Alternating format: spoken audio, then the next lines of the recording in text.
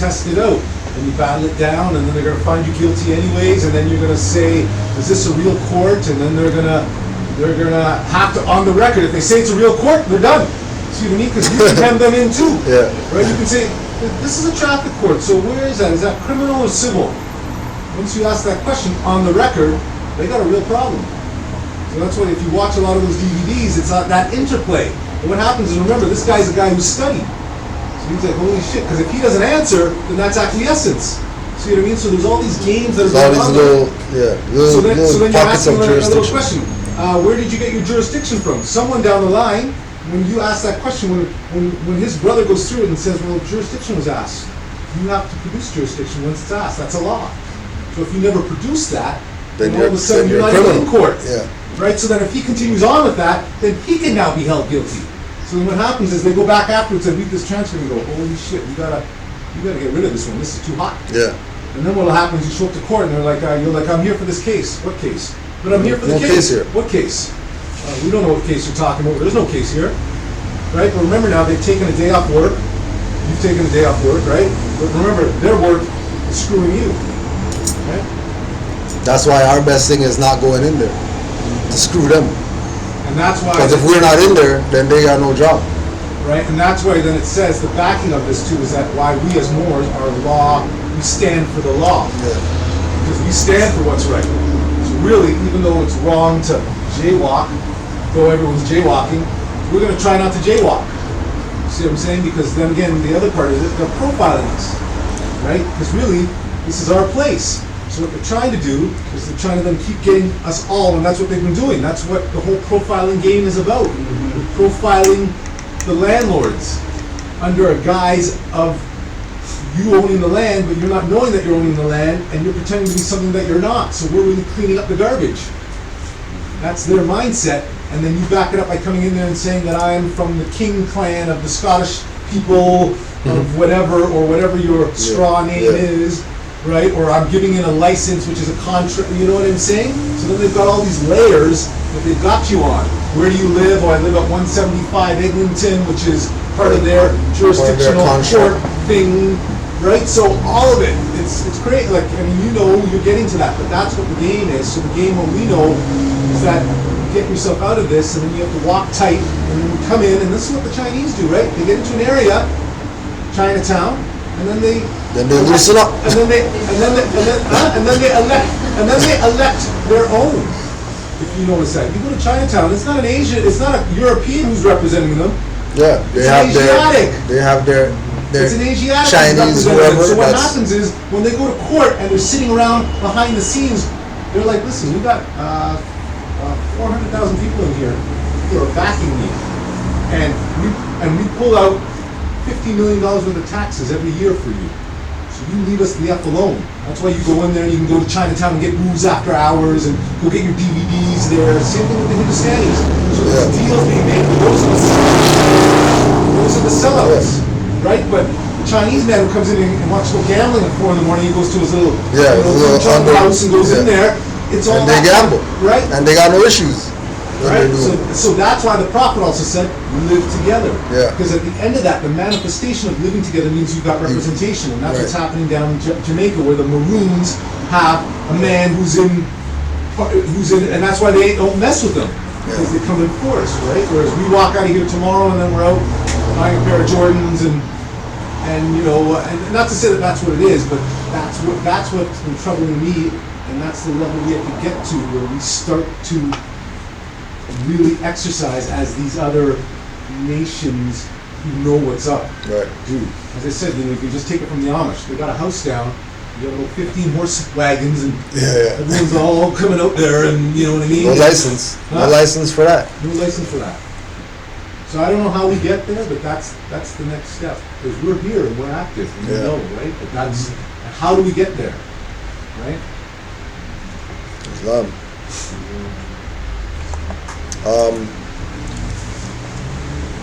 Brother Gary actually proclaimed his nationality, brother Nkosi Trey L. So excuse the calling you Gary, the first email.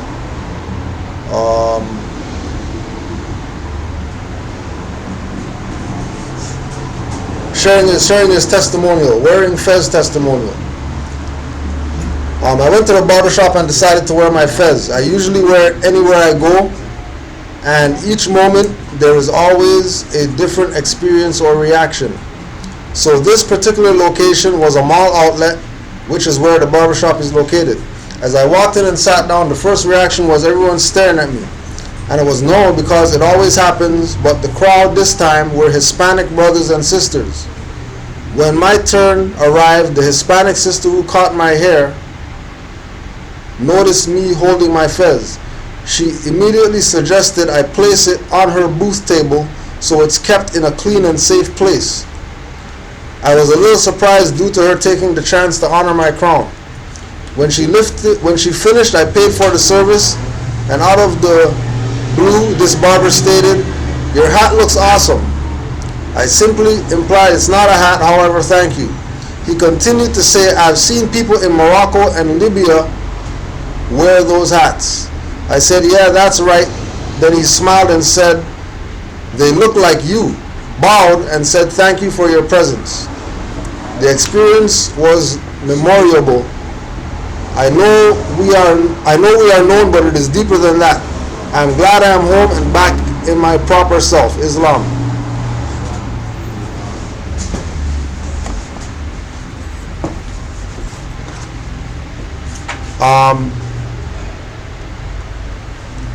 Brother Ramon Wimpy L that got kidnapped, so it's his testimonial.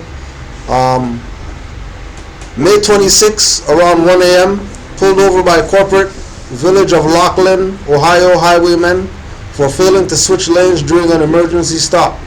After being stopped, I was asked for driver's license, which I explained to the highwayman that I did not have. So I was asked for some sort of ID. Before I gave it, I asked what was the emergency for me to be pulled over, or what crime did I commit for the unlawful stop. After some verbal exchange, I asked for 3 forms of ID from him, a bond number and charter and supervisor to the scene, as well as sheriff. I gave my nationality card. He went back to his squad car. After coming back with the supervisor, I was told to step out the vehicle. I refused on the grounds of not feeling safe and that now my constitutional rights are being violated. After a while of going back and forth with them, I was then snatched out the vehicle, slammed on the ground, and maced. And just another testimonial too. We had another brother do the same thing. You have to also continually gauge exactly where you're at. Yeah. Because remember, and who you're dealing with. And who you're dealing with. Because remember, because you were talking about this, and I wanted to add to this. You were talking about how so-called policy enforcers, they get them to run up a couple of ropes, they get them to, jump through some jumping jacks, shoot a couple of pistols, and that's sort of what sort of is the sort of requirement. But on top of that, what happens, which you didn't cover, is they do psychological testing on these individuals to make sure that these individuals are of a certain type of psychological makeup. Those tend to be people who enjoy being authoritative, who enjoy sort of bullying people around, who don't ask questions, those type of things. So, and you will get your varying degrees of that. So what you then have to engage with is that when you are dealing with these people, they are exactly that, highwaymen who have been mandated. It's not like the Wild West where you and him are shooting it out. What happens is he is a vessel for the greater vessel. So at times what you may want to do is acquiesce to some of these things, just on the point that you don't want to be slammed on the ground and maced. Right. Because at the end of the day, you're still going to be in front of the court. That's where this is. It's never going to be decided on the side of that street. Right. If when you drop your stuff, when you drop your knowledge, if they don't let you go right then you got to figure that it's not them who's going to decide anything. So you got to, at that point, say to myself, do I want to have my window kicked in? Do I want to be thrown on the ground and maced? If your decision is yes, then keep going.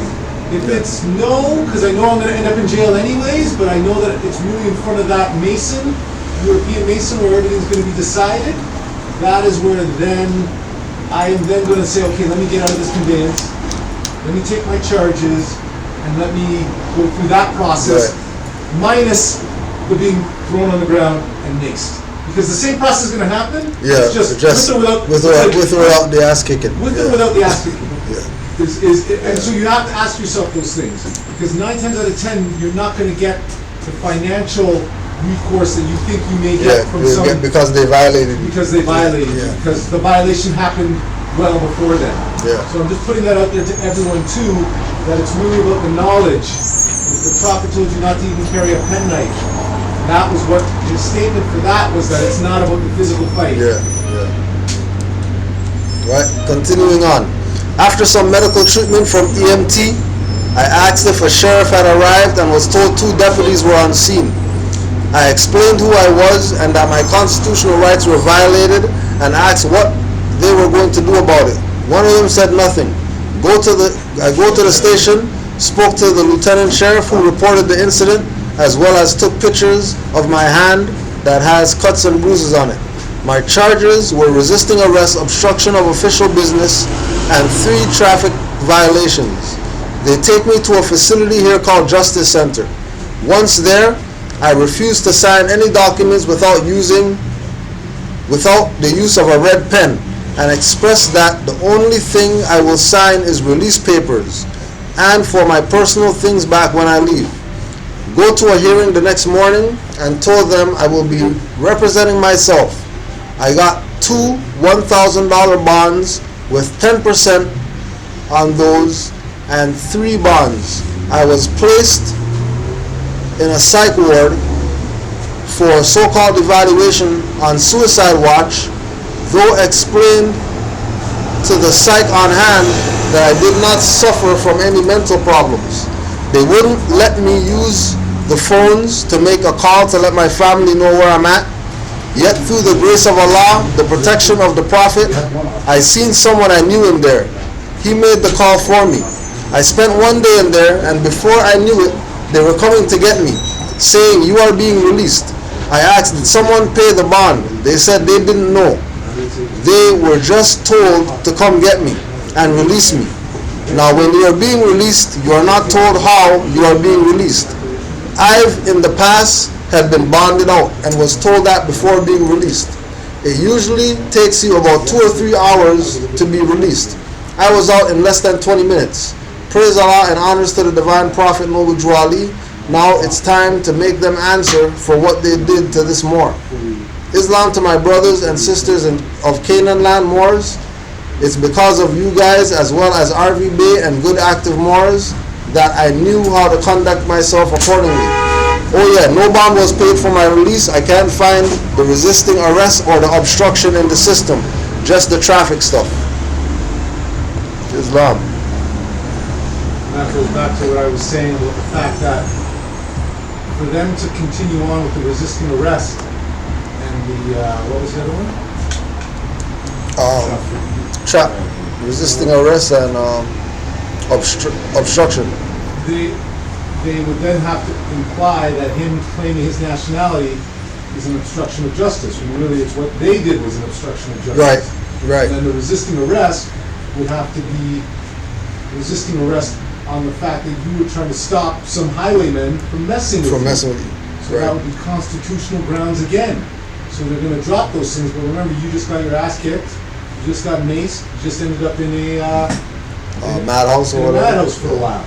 So you then would ask yourself, okay, maybe the line would have been to have gotten out of the conveyance, taken the traffic stuff, and be done with it. Yeah. Because remember now, those things disappear, and then there's no proof. Right. And then you've got no grounds for anything. For anything, anyways, after. Right? Because So the proof is not there. That is where I think the next level for us. Well, as I say, everything is always within your choices at the moment. That is where I would suggest to people. When I have had these issues, I tend just to understand that I'm dealing with a guy who's got less education than me. Yeah. Right there, I know that. This guy's a guy, the requirement's like grade 10, grade 11. See what I'm saying? And we are all university level people on our knowledge. Okay? So having some fight with some revenge of the nerd. Well, yes, doesn't make no sense. Nerd guy or some bully back in high school is you're only doing yourself a disservice